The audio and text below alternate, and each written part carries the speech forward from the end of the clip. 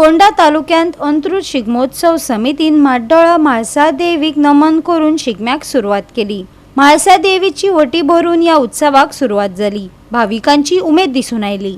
फोंडेचो शिगमो 15 मार्चाक जातलो, फोंडेच्या नगराध्यक्षान सांगले।